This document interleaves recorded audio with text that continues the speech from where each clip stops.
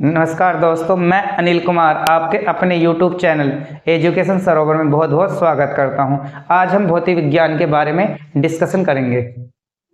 भौतिक विज्ञान यानी इसे अंग्रेजी में बोलते हैं फिजिक्स। भौतिक विज्ञान यानी इसे अंग्रेजी में क्या बोलते हैं? फिजिक्स। सबसे पहले हम इसकी परिभाषा के बारे में चर्चा करेंगे। परिभाषा एक्चुअल में होती क्या है और इसके बीच में किस किस का हम स्टडी करते हैं, ठीक है। तो अगर हम बात करें कि पूरे इन्वायरमेंट या कह सकते हैं आपके यूनिवर्स में या आपके आसपास जितनी भी घटनाएं हो रही हैं उनमें किस तरीके से हो रही हैं, चाहे वो बाय वुमन हो चाहे आपकी हो नेचुरल, सारी घटनाओं के बारे में आपके मास, एनर्जी या वेलोसिटी की स्टडी करना क्या कहलाता है? आपका भौतिक विज्ञान। देखो एक एग्जाम्पल से इसे समझते हैं। जैसा आपकी एक ये कार है, ए कार है, इसकी वैल्यू ए कार है, एक दूसरी कार क्या है आपकी बी, यानी कि इसकी वेलोसिटी होगी वी बी और इसकी वेलोसिटी होगी वी ए। इसका मास ए एम ए है, इसका मास एम बी है। ये वेलोसिटी वी बी से चल रही है, वी ए से चल रही है। जैसे ही अचानक इनके बीच में क्या हुआ? संघट यानी टक्कर लगी। टक्कर लगने के पश्चात इनका क्या होगा, कैसे होगा, इनकी एनर्जी कितनी रही होगी, इनका मोमेंटम कितना रहा होगा, आदि बातों का अध्ययन करना भौतिक विज्ञान कहलाता है। यह बात आपके समझ में आई? अब इन्हीं बातों को समझाने के लिए जिन इकाइयों की जरूरत पड़ती है या जिन वर्डों की या जिन शब्दों की जरूरत पड़ती है उन्हें बोलते हैं हम राशियां। क्या बोलते हैं उन्हें? राशियां। तो मैंने भी क्या बताया? राशियां। राशियां कितनी? राशियां राशियां यानी क्वांटिटी यानी क्वांटिटीज हमारे पास दो टाइप की होती हैं, एक तो फंडामेंटल और एक बेसिक। फंडामेंटल वो क्वांटिटी वो होती हैं जिन्हें हम बना नहीं सकते, वो स्वतः ही होती हैं। और डेरिवेटिव कौन सी होती हैं? यानी ड्राइव, जिन्हें हम फंडामेंटल से बनाते हैं, ठीक है। यानी सबसे पहले हम बात करते हैं इनकी दोनों राशियों की। कौन कौन सी? फंडामेंटल यानी मूल राशि, मूल राशि। और हमारी एक दूसरी कौन सी है? ड्राइव क्वांटिटी यानी कि व्युत्पन्न राशि। अगर हम बात करें इनकी डेफिनेशन की या इनकी ओरिजिन की, फंडामेंटल राशि वे राशियां हैं जिन्हें आपको ये स्वतः ही स्वतंत्र होती हैं, इन्हें दूसरी राशियों की जरूरत नहीं पड़ती, फंडामेंटल राशि कहलाती हैं। ये कितनी है? केवल 7 हैं। कितनी है? फंडामेंटल राशि कितनी है? केवल 7। अगर मैं बात करूं पहली राशि की, तो पहली राशि कौन सी है इसमें? समय। क्या है? समय, जिसे अंग्रेजी में बोलते हैं टाइम, ठीक है। और दूसरी राशि है इसकी लंबाई यानी कि लेंथ। तीसरी है आपका द्रव्यमान यानी कि मास। चौथी है आपकी यानी फोर्थ नंबर पे क्या है आपका? विद्युत धारा यानी कि इलेक्ट्रिक करंट।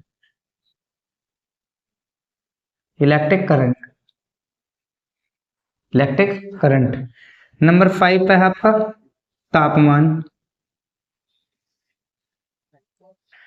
तापमान यानी कि टेम्परेचर।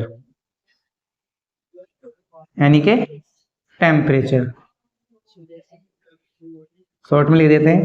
नंबर 6 पे क्या है आपका? ज्योति तीव्रता यानी कि ल्यूमिनियस इंटेंसिटी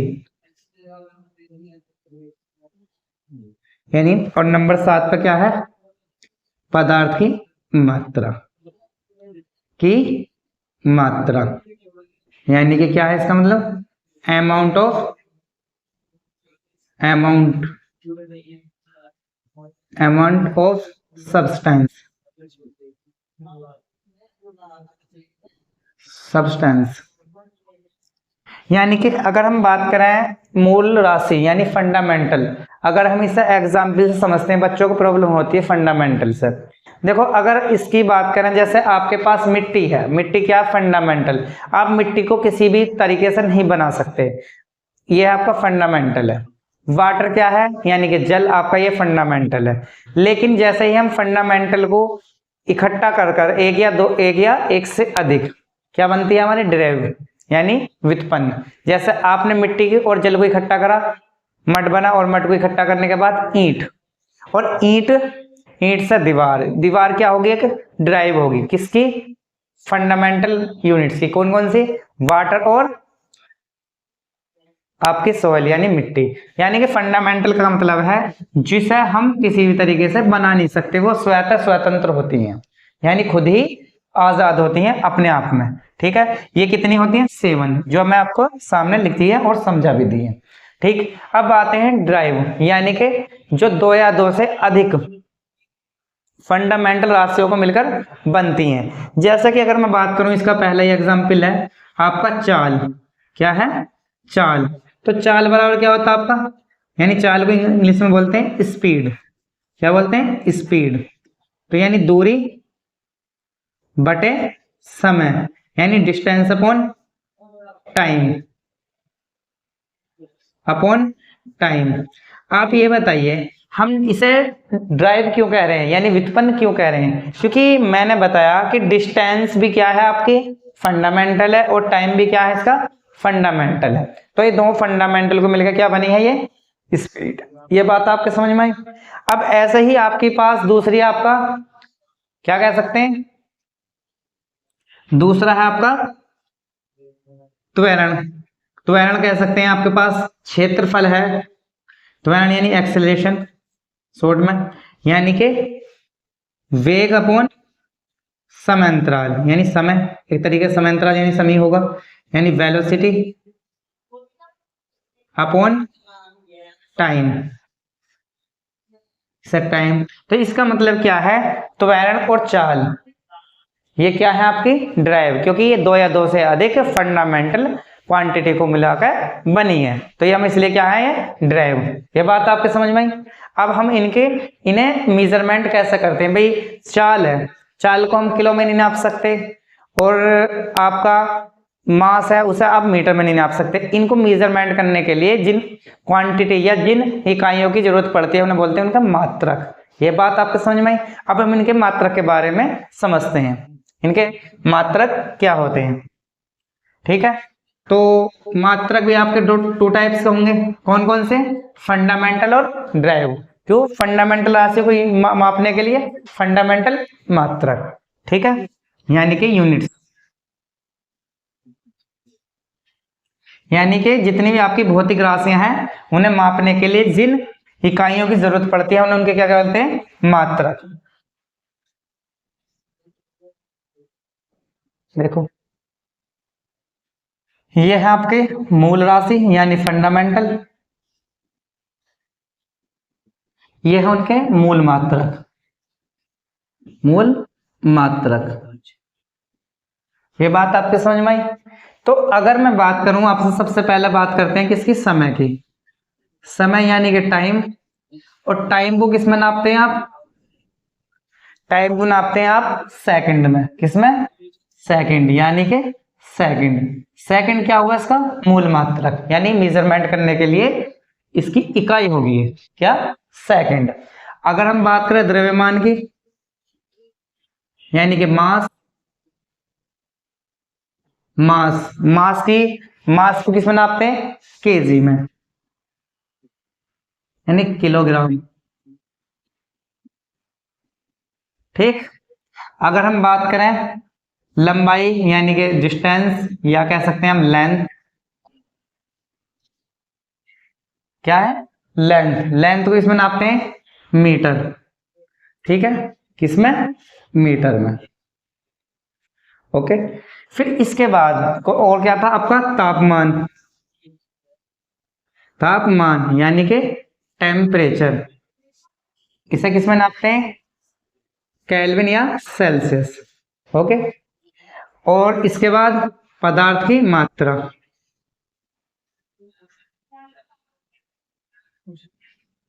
मात्रा तो इसे किस में नापते हैं? मोल में।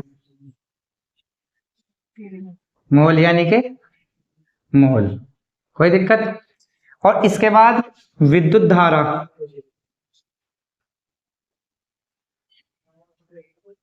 विद्युत धारा यानी कि विद्युत धारा के क्या है? इलेक्ट्रिक करंट, यानी अमाउंट ऑफ, क्या बोलते हैं इससे पहले? अमाउंट ऑफ सब्सटेंस, सब्सटेंस इसे बोलेंगे इलेक्ट्रिक करंट।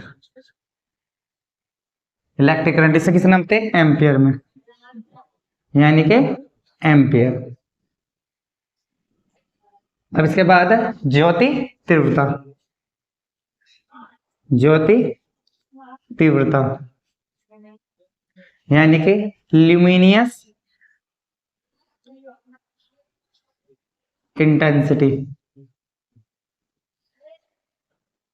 इसे काम हम मापते हैं कैंडिला,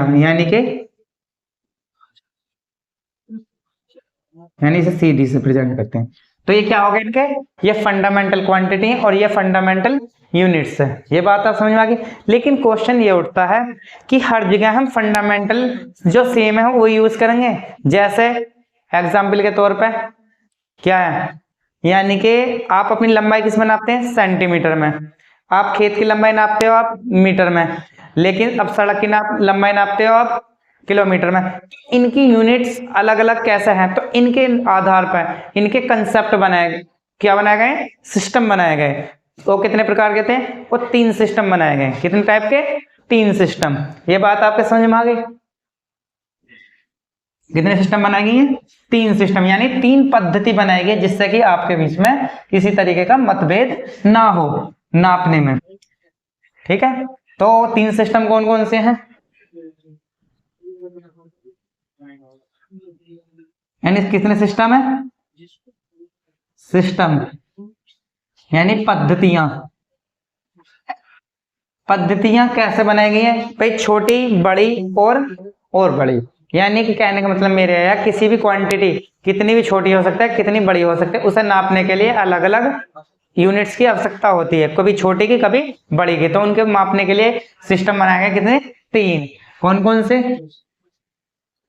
MKS, क्या नाम है? MKS। MKS का मतलब मीटर, किलोग्राम, ग्राम, सेकंड। यानी कि मीटर में क्या नापेंगे? लेंथ। किलोग्राम में क्या नापेंगे? मास। और सेकंड में क्या नापेंगे? टाइम। तो कौन सा सिस्टम होगा? MKS। और इसकी फुल फॉर्म भी यही है। दूसरा सिस्टम क्या आपका? CGS। CGS, CGS का मतलब ये किस में नापेंगे? सेंटीमीटर है। C का मतलब सेंटीमीटर, और इसका मतलब ग्राम, और इसका मतलब सेकंड। यानी कि कहने का मतलब है, इसमें लेंथ किस में नापेंगे? सेंटीमीटर में। इसे मास किस में नापेंगे? ग्राम में। और समय किस में नापेंगे? सेकंड में। और तीसरा सिस्टम कौन सा हमारा? FPS। FPS यानी कि F for foot, P for pound, इसे सेकंड। यानी ये किसके लिए? ये आपकी लेंथ के लिए, तो ये आपका मास के लिए, सेकंड के लिए। तो कितने सिस्टम हो गए? 3। ये 3 सिस्टम इसलिए है, आपके पास कोई यूनिट मीटर में नापी जाती है, कोई किलोमीटर में नापी जाती है, कोई फुट में, और कोई सेंटीमीटर में। तो इन यूनिटों को मापने के लिए जो सिस्टम बनाए गए वो इस प्रकार है। नोट कर लीजिए, समझ में आ गया? अब बात करते हैं यूनिट्स ऑफ लेंथ। लेंथ की क्या क्या यूनिट हो सकती हैं, उनको हम समझते हैं किस तरीके से, कहां कहां यूज होता है इनका। ठीक है, रफ कर दूं। हम किसकी बात करेंगे? यूनिट ऑफ लेंथ की। अब यूनिट ऑफ लेंथ का मतलब क्या है? यानी कि अगर हम लेंथ की बात करें तो लेंथ आपकी क्या क्या हो सकती है? बाल की मोटाई भी एक लेंथ ही है, लेकिन आपकी सड़क की लंबाई भी एक लेंथ ही है, और आपकी हाइट भी एक लेंथ ही है। इन तीनों को मापने के लिए अलग अलग यूनिट की जरूरत पड़ती है। आप बाल की लंबाई को किलोमीटर में नहीं नाप सकते, आप अपनी लंबाई को किलोमीटर में नहीं नाप सकते, और सड़क की लंबाई को आप किलोमीटर में नाप सकते हैं। तो इसलिए कि किलोमीटर हर जगह यूज नहीं कर सकते। उनकी यूनिट, लेंथ की जो यूनिट्स है वो किस प्रकार कहाँ कहाँ यूज होते हैं उनके बारे में हम समझते हैं। तो लेंथ की यूनिट्स की बात करते हैं। लेंथ की यूनिट्स यानी units of length, unit of length यानी कि लंबाई के मात्रक। अगर हम बात करें सबसे पहले सबसे छोटे की, यानी कि कहने का मतलब होता है एक फर्मी, फर्मी यानी कि फर्मीटो मीटर, यानी एक साइंटिस्ट है फर्मीटो, यानी फर्मी उनके नाम पे लिखा गया फर्मीटो। यानी कि इसका मतलब यह है कि यानी कितना, इसका एक फर्मी बराबर होता है 1/10⁻15 मीटर। इसका मतलब क्या हुआ, यानी 10⁻⁻15 मीटर, यानी सबसे स्मॉलेस्ट यूनिट होती है क्या, फर्मीटो। अब इसका यूज कहाँ होता, इसका यूज होता आपका नाभिक की त्रिज्या, त्रिज्या नापने हेतु यानी कहने का मतलब मेरा है, अगर आप न्यूक्लियस की रेडियस नापेंगे तो आप मीटर में या किलोमीटर में नहीं नाप सकते, किस यूनिट में नापोगे आप, फर्मी में। यानी कितनी फर्मी होती है, 1 फर्मी, 2 फर्मी, 4 फर्मी या 10 फर्मी, यानी 10⁻⁻15 मीटर। ठीक है, अब बात करते हैं इससे दूसरी यूनिट कौन सी है, पीको, यानी कि यह पीको मीटर।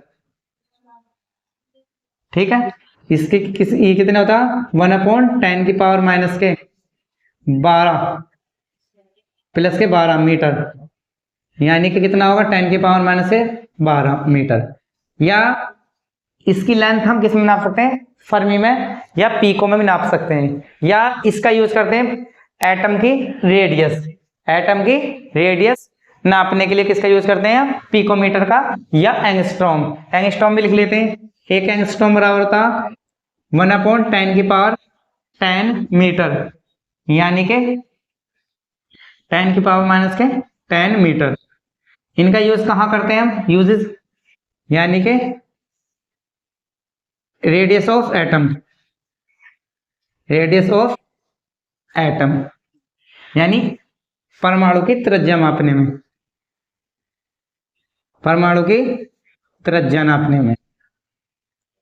यानी परमाणु की त्रिज्या का जब मेजरमेंट करेंगे किस में करेंगे, या तो आप एंगस्ट्रॉम में करोगे या करोगे आप पीकोमीटर में। ये बात आपकी समझ में आई। अब बात करते हैं एक और यूनिट है, इसकी थोड़ी बड़ी, कौन सी है, माइक्रोमीटर, माइक्रोमीटर यानी कि इसे प्रेजेंट करते हैं म्यू से, और इसका मतलब होता है 1/10⁶। अगर देखो आपने, मैंने आपको ये बताया 15 से फिर माइनस का करा, 12 फिर से माइनस का करा, 10 फिर माइनस का करा, लेकिन इसका मतलब ये है कि अगर किसी की अपॉन में पावर पॉजिटिव है, ऊपर जाने के बाद नेगेटिव हो जाती है, अगर नेगेटिव है तो ऊपर जाकर पॉजिटिव हो जाती है। जैसा इसी बात को बता देता हूँ, 1/(a⁻x), इसका मतलब है (a⁻x) ये होगा। ठीक, अभी माइक्रोमीटर है, इसको 10⁻⁻6 मीटर। ये होता आपकी सेल, यानी कि बायोलॉजी में कोशिका की लंबाई का मेजरमेंट करने के लिए किसकी यूज होता है आपका, माइक्रोमीटर, यानी कि कहेंगे लेंथ ऑफ सेल, यानी सेल की लंबाई, कोशिका की लंबाई,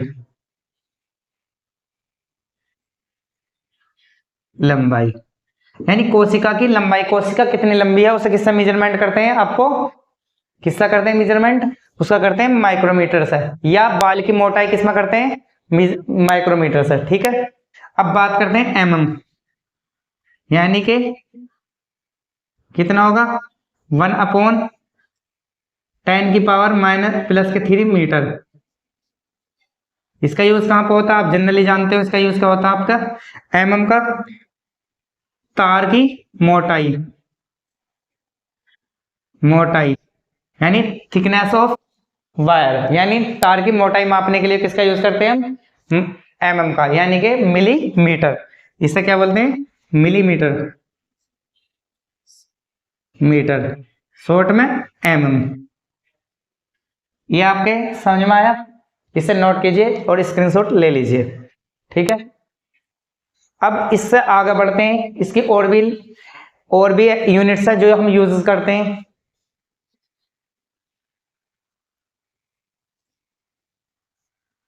देखो इसकी सबसे जनरल यूनिट मीटर है। अब मीटर को आप जैसा भी जानते हैं कि मीटर का यूज कहाँ कहाँ होता है, ठीक है।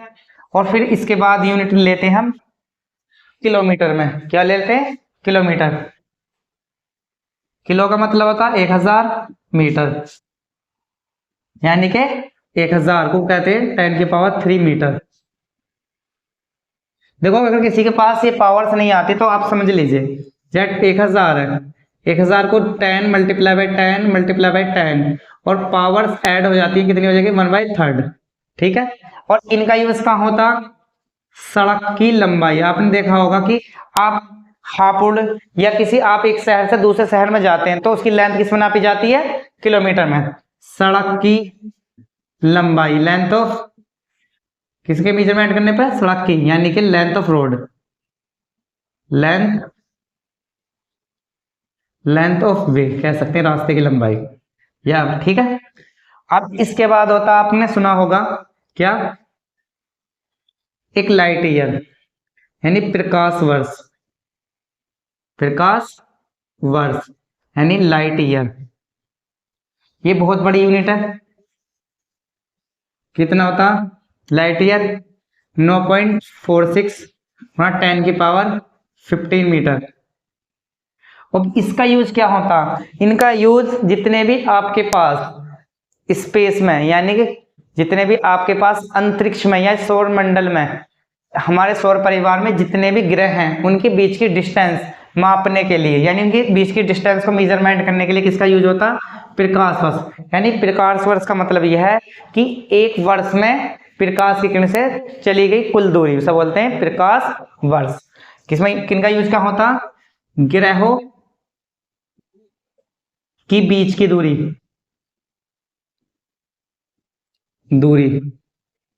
यानी मापन हेतु कह सकते हैं, हेतु। ग्रह को क्या बोलते हैं, प्लेनेट, यानी कि the measurement distance between, measurement लिख देता हूं अंग्रेजी में, मेजरमेंट किसका मेजर करेंगे, मेंट डिस्टेंस बिटवीन किस किसकी, बिटवीन किस किसके, planet and planet, other planet कह सकते हैं, अदर प्लेनेट। यानी दो प्लेनेटों के बीच की डिस्टेंस किसमें नापी जाती है, आपकी लाइट ईयर में। और इसकी सबसे लॉन्गेस्ट यानी सबसे लार्जेस्ट यूनिट क्या है, इसकी लेंथ की क्या है, आपकी पारसेक, पारसेक, यानी कि कह सकते हैं पारसेक। ये होता 3.26 10⁻16 मीटर। अब इतनी बड़ी यूनिट का यूज कहाँ होता होगा, डिस्टेंस, यानी दो स्टारों के बीच की डिस्टेंस, यानी कि जैसा आपका सन है, एक भी स्टार है, और आपके पास सुना होगा साइरस, ये भी स्टार है, या प्रोक्सिमा सेंचुरी, इन दोनों के बीच की जो डिस्टेंस निकालेंगे और उनका जो मेजरमेंट करेंगे, किस में करेंगे, पारसेक में, यानी कि पारसेक, यानी तारों यानी कि स्टार्स के बीच की